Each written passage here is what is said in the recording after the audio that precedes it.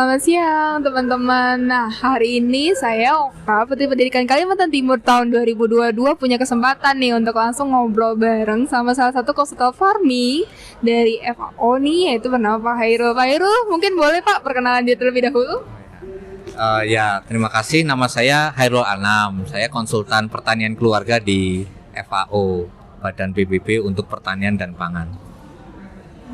Jadi kita hari ini mau bahas nih tentang pertanian, karena kan mengingat ya Indonesia dulu kan dikenal sebagai, bahkan sampai sekarang ya Pak gitu, salah satu swasembada beras gitu di dunia yang ekspornya juga banyak gitu ke luar negeri. Nah tapi sayangnya pada saat ini gitu ya, mungkin dari anak muda juga kurang minat nih dengan pertanian. Tapi sebenarnya gimana sih Pak perkembangan pertanian di Indonesia sendiri gitu?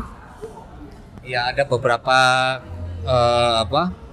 hal yang menjadikan pertanian di Indonesia, terutama pertanian keluarga itu penting ya. Karena pertama, 80% dari suplai pangan kita itu dari pertanian keluarga di dunia ini secara global, termasuk di Indonesia. Karena memang petani kita biasanya dikelola oleh keluarga sendiri, baik anak, istri dan lain sebagainya, bekerja sama di lahan yang sama.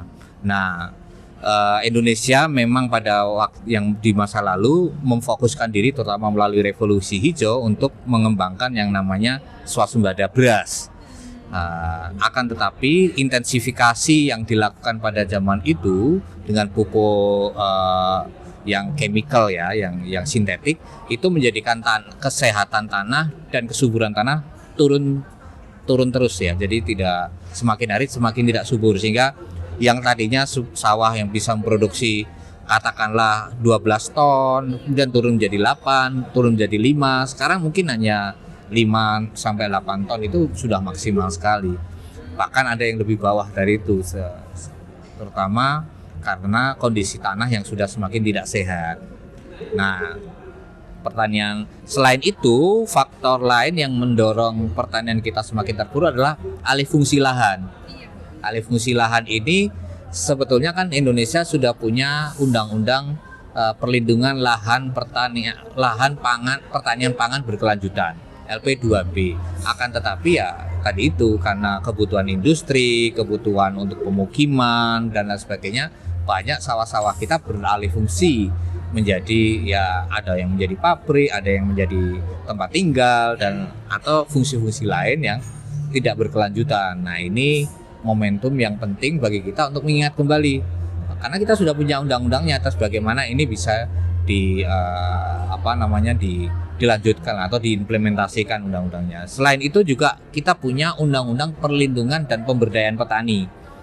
Ya, undang-undang ini yang melindungi petani-petani, terutama petani-petani kecil atau petani gurem dan buruh tani untuk bisa dilindungi dan diberikan jaminan. Termasuk di dalamnya adalah bagaimana memberdayakan mereka, termasuk bagaimana mereka didorong untuk menggunakan praktek-praktek pertanian yang berkelanjutan.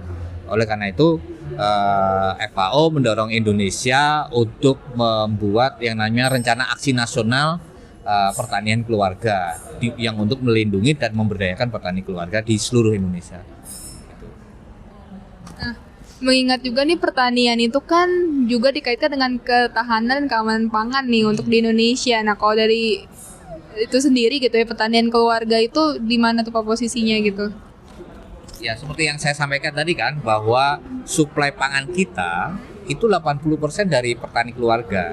Artinya kalau pertanian keluarga ini dan alih fungsi lahan dan terus dilanjutkan dengan industrialisasi, maka suplai pangan kita akan turun kan ya, karena sudah tidak ada petani. Sekarang pun petani-petani kita yang umurnya 45 tahun ke atas, tidak ada regenerasi petani, tidak ada anak muda mau menjadi petani. Itulah mengapa di pertanian keluarga kita mendorong namanya regenerasi petani. Indonesia melalui Kementerian Pertanian mendorong namanya petani milenial. Ya, jadi petani milenial itu mendorong anak muda supaya petani, misalnya menggunakan tadi itu ada teknologi tinggi, kemudian menarik, menggunakan drone misalnya, bisa juga kita, atau menggunakan misalnya rumah kaca, di mana teknologi pertanian diterapkan untuk tidak saja meningkatkan hasil, tetapi juga mendorong anak muda untuk mau bertani. Jadi kembali ke tadi bahwa suplai pangan kita sangat bergantung pada petani. Karena petani, kalau nggak ada petani kita mau makan apa? Makan plastik, kan nggak mungkin. Nah, sementara dari hari ke hari petani semakin nggak ada nih. Gimana nanti kalau nggak ada petani gimana gitu. Nah, kira-kira begitulah.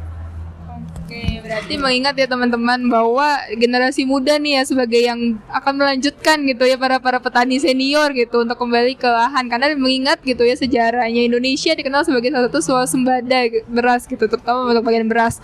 Nah, mungkin satu lagi nih Pak gitu, pesan-pesan terhadap anak muda gitu ya, mengingat ayo dong jadi petani gitu. Petani itu sama kerennya kok untuk jadi mungkin karyawan di kantor, karena kan mungkin salah satu alasannya gitu ya orang-orang nggak mau jadi petani karena itu proses urbanisasi itu kan gitu, berpindah gitu. Nah, mungkin Pak silahkan. Ya, kalau petani itu adalah panggilan jiwa sebetulnya. Jadi kalau misalnya teman-teman anak muda mau mentelaah kembali apa yang dia cari di hidup ini, temukanlah di lahan pertanian. Banyak anak muda mungkin kelihatan belepotan lumpur ya, tetapi ketika dia pulang ke rumah mencuci kakinya, dia kulitnya lebih bersih daripada mereka yang menggunakan kosmetik. Contoh ya, jadi sekarang kan ada terapi lumpur, iya kan? Ngapain harus terapi lumpur bayar mahal? Turun ke sawah selesai itu, terapi lumpur langsung on site ya. Jadi banyak yang bisa kita dapatkan dari sana. Tidak hanya kesehatan secara fisik, banyak orang harus pergi ke gym, mengayuh sepeda. Kenapa Anda gunakan cangkul? Itu sudah olahraga. Iya, sehat gitu. Jadi banyak yang bisa kita dapatkan dengan aktivitas bertani buat anak muda. Mencangkulnya, mandi lumpurnya, itu justru masa depan. Jadi dan kita bisa menggunakan pertanian itu tidak hanya mendapatkan penghasilan. Sekarang banyak startup itu kan ya, gunakan startup itu untuk mengembangkan pertanian kita lebih hebat gitu, dengan teknologi tinggi, menggunakan drone, menggunakan IoT, supaya kita dapat presisi nih, keuntungan yang besar, cuannya lebih gede gitu. Kira-kira begitu.